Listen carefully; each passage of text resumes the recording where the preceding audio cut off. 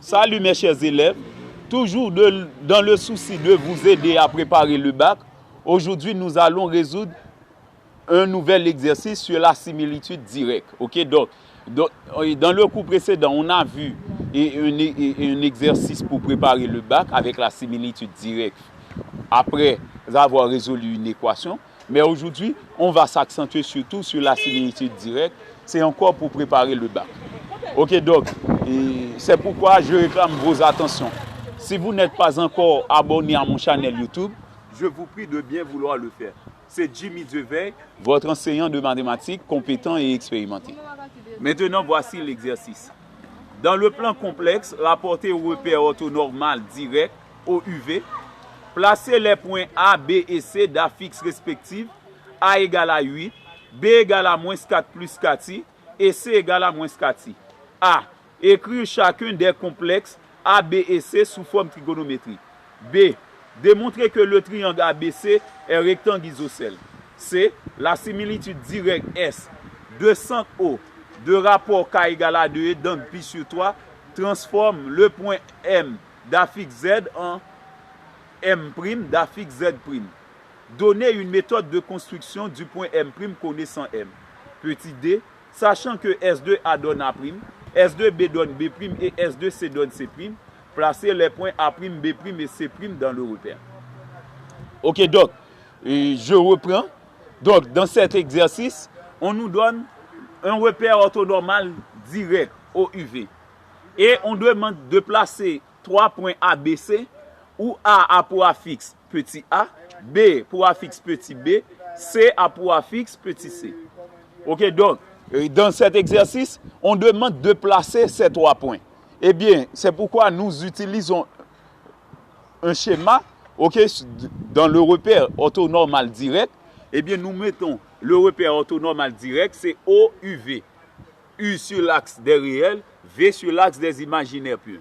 Maintenant, on avait A d'affixe petit a égale à 8. Cela veut dire que le point A pour coordonner 8, 0. Et bien voilà, on a une unité ici. Et bien après 8 unités, on a le point A assurément. On a 1, 2, 3, 4, 5, 6, 7, 8. Ok, donc après 8 unités et 0 pour ordonner, on a le point A. Maintenant pour le point B, c'est moins 4, 4. Ok, donc j'ai évalué ça. Moins 4 était placé dans cette partie, ok, et 4 dans cette partie. Maintenant, avec l'intersection entre moins 4, la droite perpendiculaire à l'axe des ordonnées pour 4, et la droite perpendiculaire à l'axe des abscisses pour moins 4, eh bien, l'endroit où ces deux droites-là se coupent, nous donne la position du point B. Ok, donc voilà, ça c'est la position du point B. Ok, maintenant, pour la position du point C, c'est beaucoup plus facile. C'est très facile comme pour le point A, puisque l'affixe du point C est imaginaire pur. Eh bien, ça va être placé directement sur l'axe des imaginaires purs.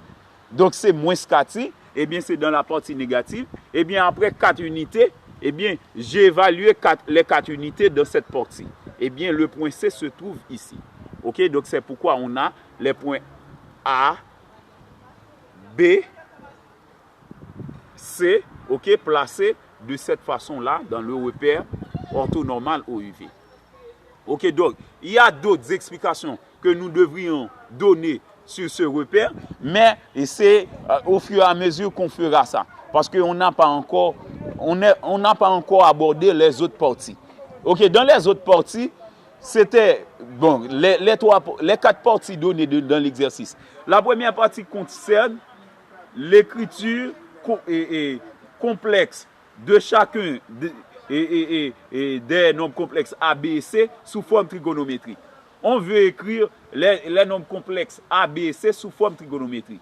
Eh bien, nous allons faire cela. Pour le nombre complexe petit a, ok, c'est petit a égale à 8. C'est très simple. Puisque A donne 8, eh bien, nous savons déjà, pour donner la forme trigonométrique d'un nombre complexe, il faut donner son module et un argument de ce nombre complexe. Eh bien voilà, si on a A égale à 8, nous calculons module de A.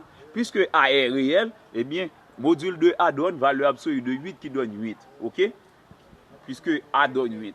Maintenant, un argument de A, c'est θ1, tel que le cosinus de θ1, c'est la partie réelle de A qui est 8 sur son module. OK? Ça donne cos θ1 égale à 8 huitièmes qui vaut 1. Maintenant, pour sin θ1, c'est la partie imaginaire pure qui est 0 sur son module. OK? La partie imaginaire pure de A qui est 0 sur le module de A, OK, qui est 8. On a sin θ1 égale à 0 sur 8 qui donne 0. OK, suivant le tableau qui permet de calculer un argument de nombre complexe, donc cos θ1, cos 0 donne 1, sin 0 donne 0. Eh bien, on peut prendre θ1 égale à 0. OK, comme là, un argument de ce nombre complexe. C'est pourquoi nous prenons A égale à 8 pour module, facteur de cos θ1 qui vaut 0, plus I sin θ1 qui vaut 0 également. Donc on a A égale à 8 facteur de cos 0 plus I sin 0. Donc nous remplaçons θ1 par 0.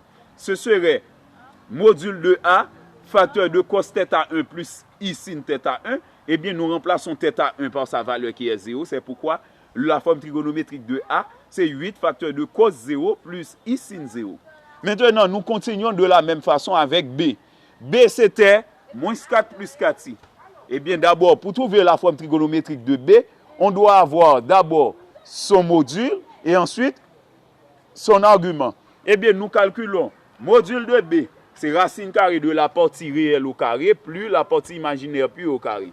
Ça donne racine carrée de moins 4 au carré plus 4 au carré. Moins 4 au carré donne 16, 4 au carré donne 16. On a racine carrée de 16 plus 16. 16 plus 16 n'est autre que 16 par 2. OK?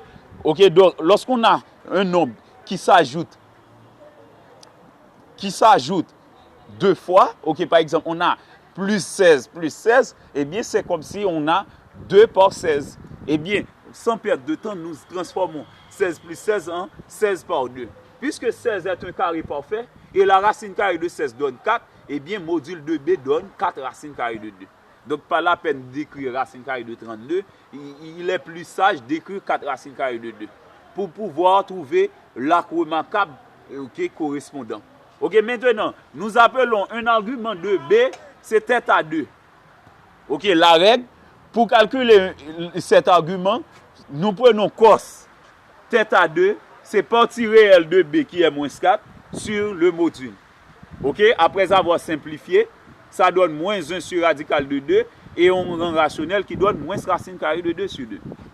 On fait de même pour sin θ2, c'est la partie imaginaire pure qui est 4 sur le module de B qui est 4 racines carrées de 2.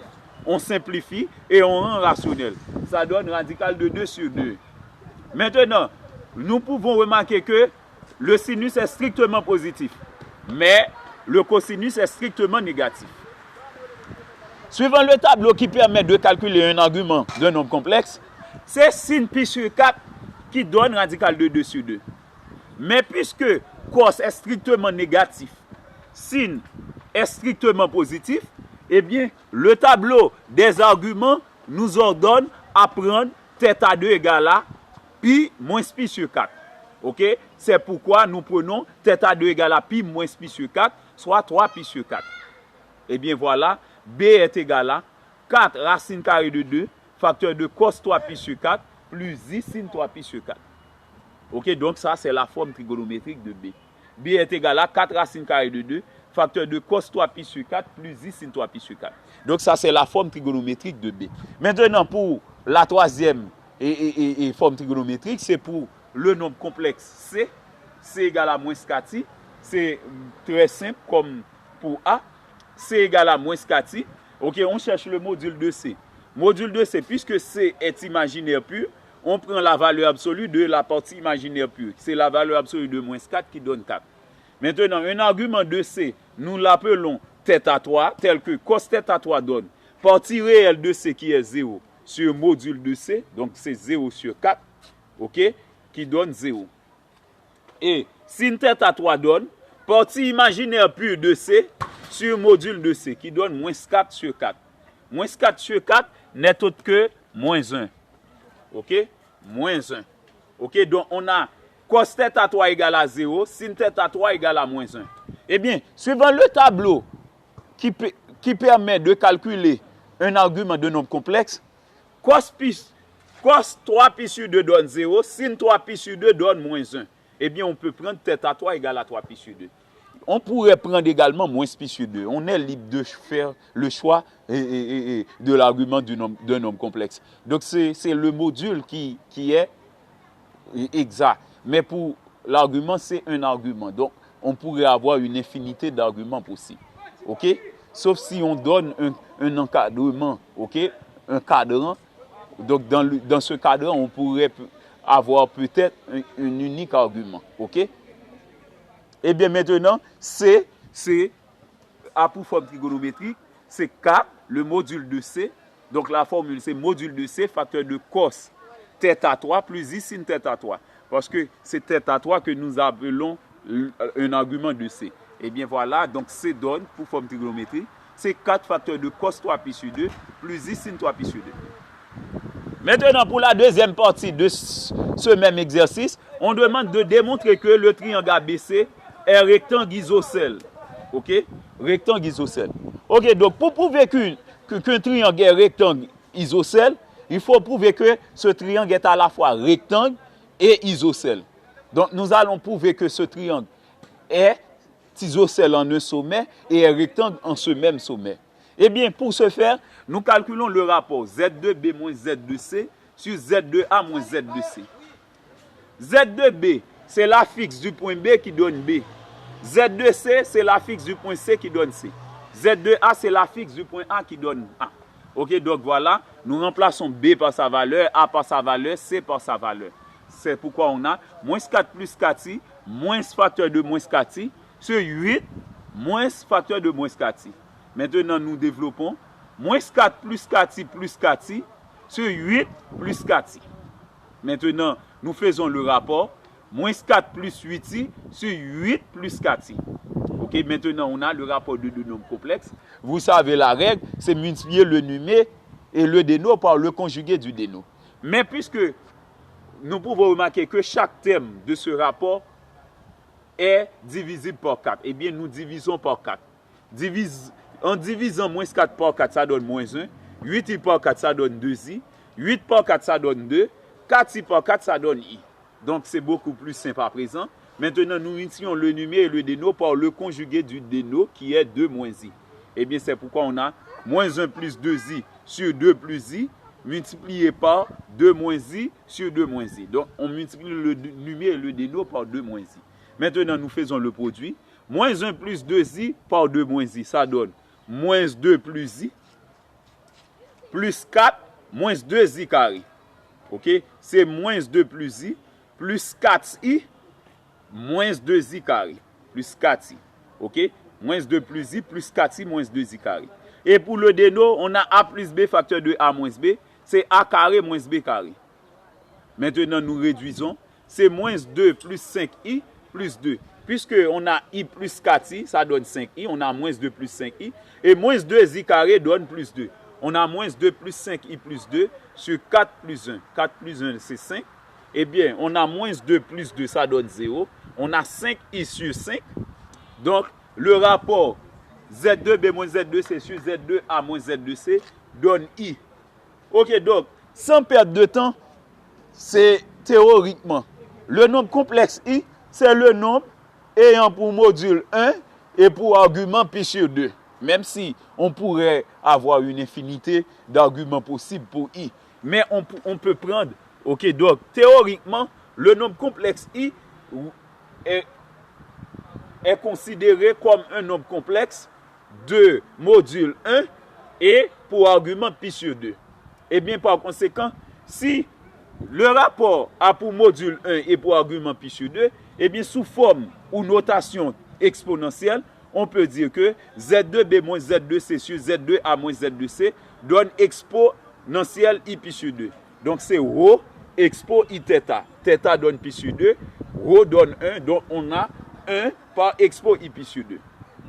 Donc, théoriquement, d'après certains auteurs, avoir le rapport égal à expo pi sur 2, c'est dire déjà que le triangle ABC, ok, puisque dans ce rapport, on a les 3 points A, B et C uniquement. Ok, vous voyez ici, dans le rapport, on a uniquement les points A, B et C. On a le point A, le point B, le point C.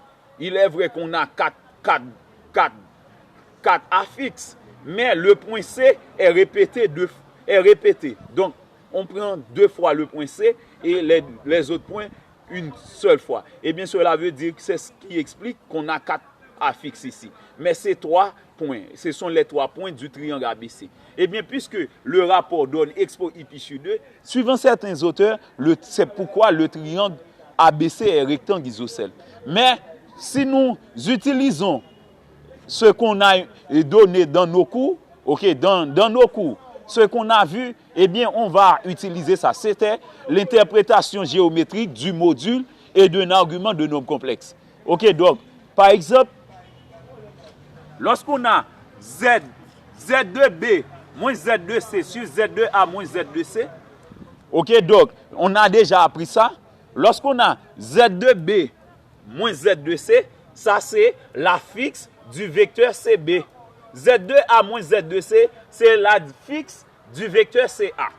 Donc, c'est l'affixe du vecteur CB sur l'affixe du vecteur CA égale à expo pi sur 2. À présent, nous prenons le module de chaque membre. Donc, le module d'un rapport, c'est le rapport des modules. C'est pourquoi on peut dire que module de CB sur module de Z de CB sur module de Z de CA, c'est comme si on avait module de Z de CB sur module de Z de CA, égal à module de expo pi sur 2. Expo pi sur 2, c'était le nombre complexe, I, ayant pour module 1. Eh bien, son module, c'est 1. Donc, on n'a pas besoin d'aller calculer ça à nouveau, ok, puisqu'on a déjà prévu que le module était 1.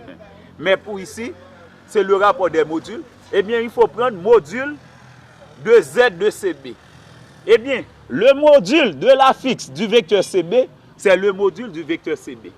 Le module de l'affixe du vecteur CA, c'est le module du vecteur CA. Donc, on a module du vecteur CB sur module du vecteur CA égale à 1. Maintenant, nous faisons le produit des extrêmes égal à celui des moyens. Donc, module de CB égale à module de CA. Donc, nous pouvons remarquer que les deux côtés CBCA sont égaux. Cela explique que le triangle ABC est isocèle en C. Donc, comme ici dans le texte, on a demandé de prouver ou de démontrer que ce triangle est rectangle isocèle. Cela veut dire qu'on doit prouver que le triangle est non seulement rectangle, mais est aussi isocèle.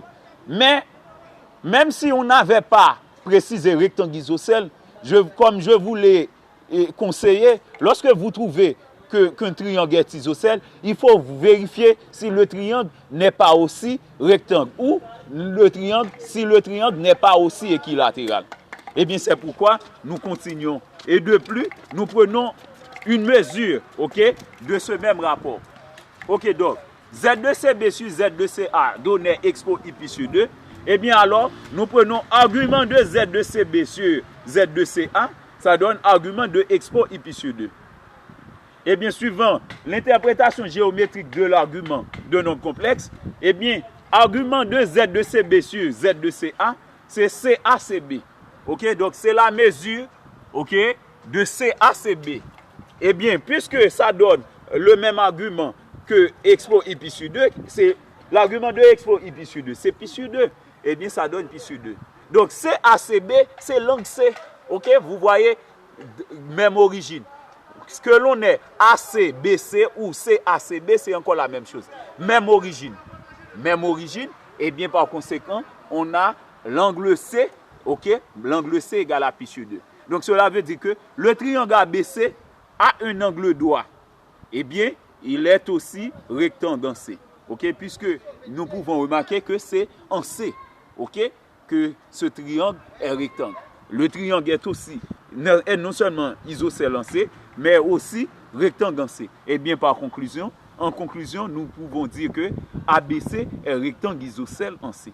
Donc on n'avait pas demandé de préciser en quel sommet, Ok, ce rectangle est, et ce triangle est rectangle isocèle. Mais nous précisons ça, puisque en mathématiques, ce n'est pas toujours important de passer tout son temps à donner une précision. Mais ce n'est pas toujours nécessaire de passer tout son temps à donner une précision.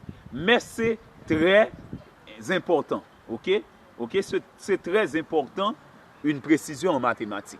Ok, donc c'est très important. Lorsque vous faites une précision, donc cela explique l'auteur à quel point vous maîtrisez la notion.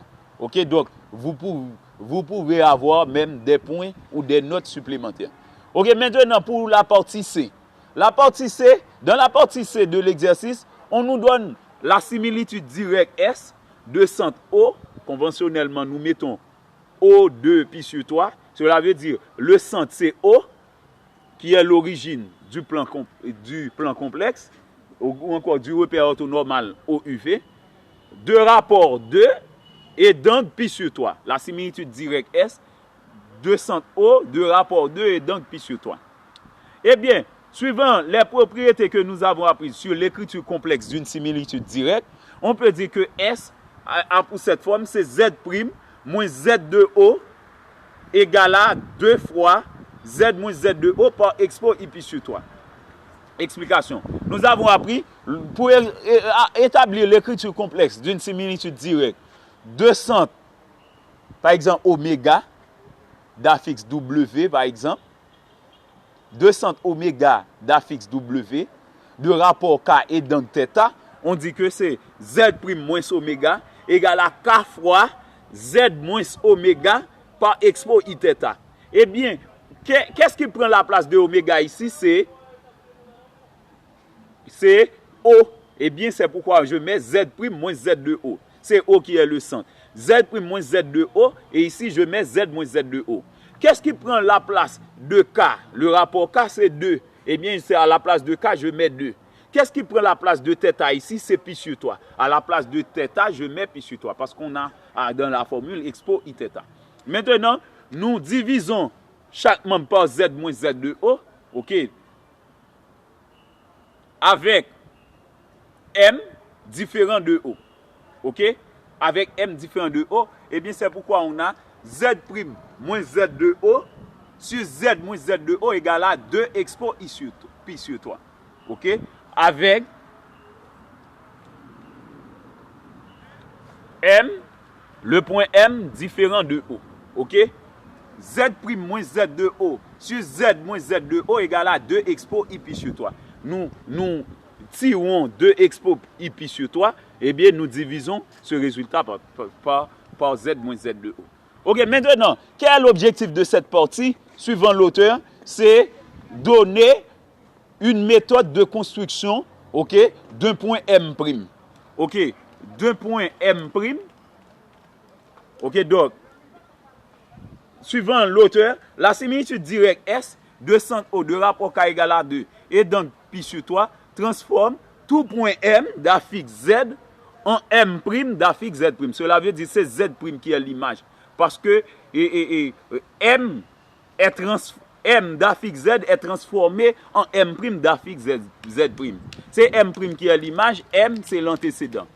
Maintenant, l'auteur a voulu qu'on donne une méthode de construction du point M', si on connaît M. Eh bien, tout point M différent de O, ok, va être construit de cette façon-là. Ok, donc, puisque, et suivant l'auteur, Z' était l'affixe du point M', eh bien, nous remplaçons Z' par Z de M'. Et Z était l'affixe du point M, nous remplaçons Z par Z de M. On a Z de M' moins Z de O sur Z de M moins Z de O égale à 2 expo I pi sur 3. Ok, maintenant, suivant les propriétés que nous apprenons sur la différence de deux affixes, eh bien, ceci, Z2M' moins Z2O représente l'affixe du vecteur OM'. Z2M moins Z2O, c'est l'affixe du vecteur OM. Eh bien, on a ce rapport égal à 2 expo I pi sur 3. Maintenant, nous prenons ça en module. Module de Z2OM' sur Z2OM égale à module de 2 expo I pi sur 3. Maintenant,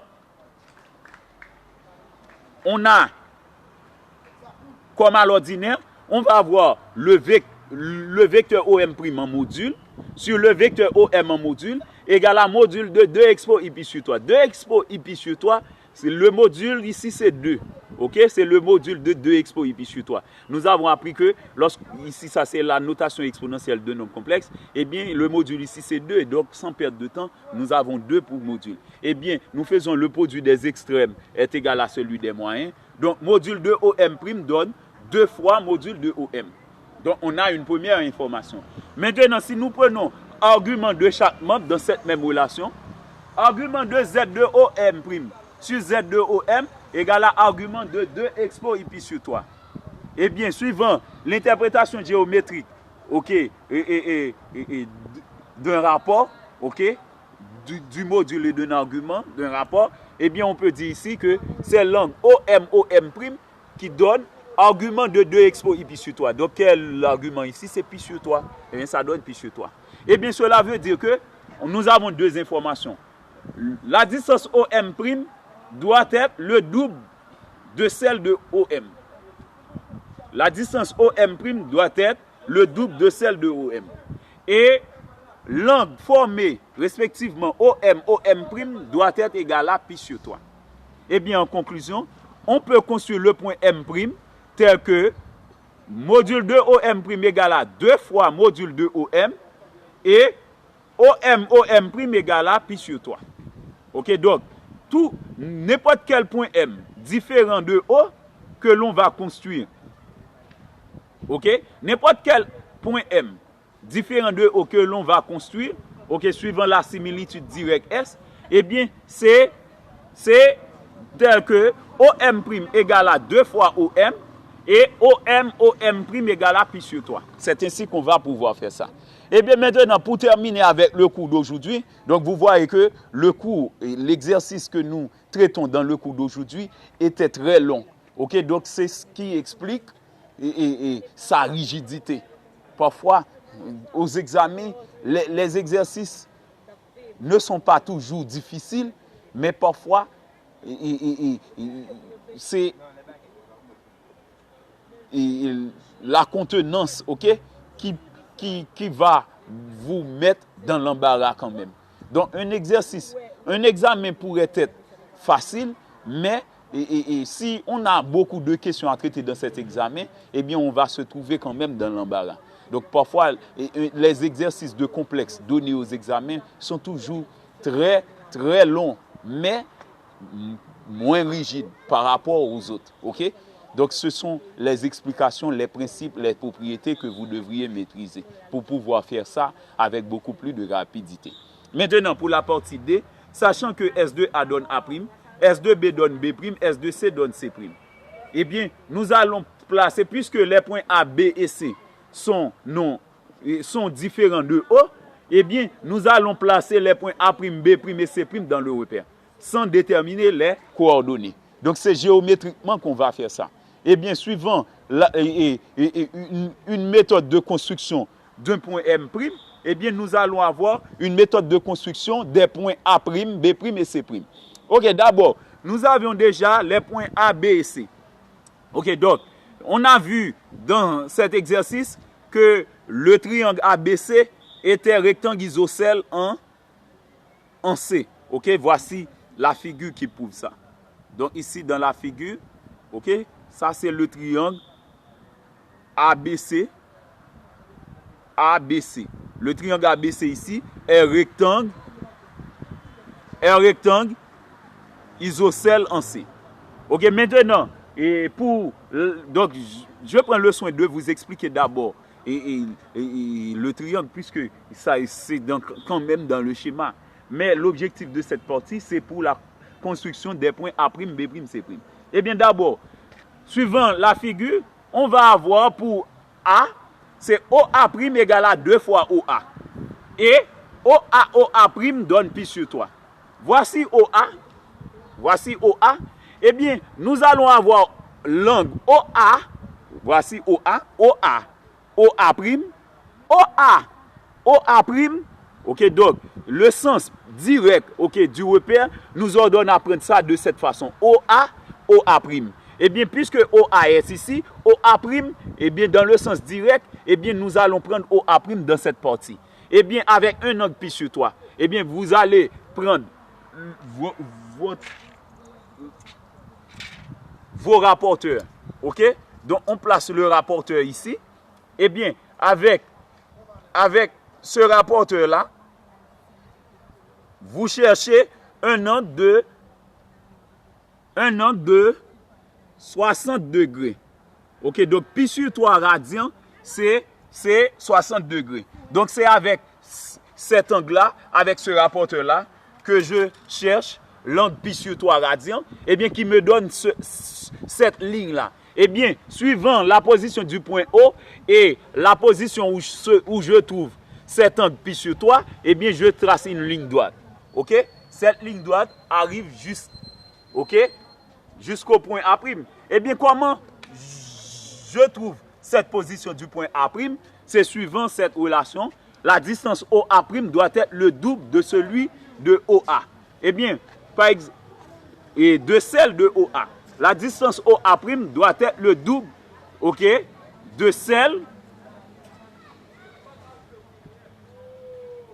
OK, de OA. Donc, si avec le compas, OK, avec le compas, je cherche la distance OA, voici la distance OA ici, eh bien, OK, donc ici, OA vaut 8 unités, OK, eh bien, avec 16 unités, nous traçons OA'.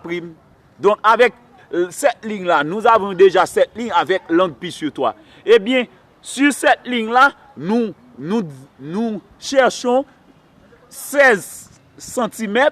Eh bien, 16 cm nous donne la distance OA'.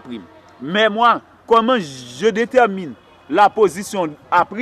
Ce n'est pas avec 16 cm, mais c'est suivant 2 fois OA. Je fais OA ici, je prends la distance OA. Maintenant, avec le compas, OK, si tout à l'heure je disais rapporteur à la place de compas, c'est compas que je devrais dire. OK, je prends la distance OA et avec le compas, je prends OA et ensuite OA. Donc, ça me donne 2 fois OA. Eh bien, c'est ici que la deuxième partie OA est donc placée. Eh bien, c'est ici que le point A' se trouve. Eh bien, on fait ça de suite ensuite pour les points B et C. Pour le point B, maintenant, pour la position du point B', nous avons OB. Donc ici, voici OB, OB. Eh bien, avec le rapporteur, nous cherchons cette même angle pi sur 3. OK, parce que c'est un repère autonome et direct. Eh bien, on doit avoir pi sur 3 dans ce sens. L'orientation pi sur 3 était dans ce sens tout à l'heure. Eh bien, pour avoir pi sur 3, voici OB. Eh bien, c'est dans ce sens qu'on doit orienter, OK, suivant l'orientation du cercle trigonométrique. Pour avoir pi sur 3 dans ce sens. OK, donc, on fait l'orientation de cette façon. Eh bien, maintenant, avec l'orientation pi sur 3, eh bien, nous trouvons, OK, la ligne, comme pour tout à l'heure. Maintenant, voici la distance OB.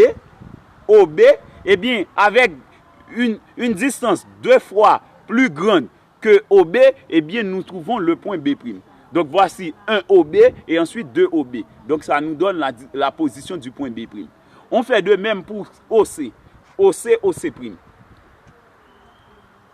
Donc, voici OC. Avec le rapporteur, nous cherchons l'angle pi sur 3. OK? Donc, l'angle pi sur 3 nous donne cette ligne-là. Maintenant, voici la distance OC. Eh bien, 2 fois OC. Je prends la première fois, une fois OC, 2 fois OC. Eh bien, qui donne la position C'. Donc, vous voyez, nous ne déterminons pas les coordonnées de C et de C'. OK? Nous ne déterminons pas les coordonnées des points A', B' et C'. Mais pourtant, nous utilisons des principes mathématiques suivant les principes de la construction d'un point M'. OK? Image d'un point M par une similitude directe de centre oméga en général, de rapport K et d'angle θ. Donc, c'est suivant cette propriété-là que nous calculons ou nous déterminons les positions des points A, B et C. Ok, donc c'était tout pour aujourd'hui. J'attends vos questions, ok, donc vos encouragements et pourquoi pas. Ok, donc si vous voyez que le cours était assez intéressant aujourd'hui, je vous prie de bien vouloir l'aimer et de la partager avec vos camarades. C'était Jimmy Deveil, votre enseignant de mathématiques dévoué, engagé, compétent et expérimenté. Merci et à la prochaine.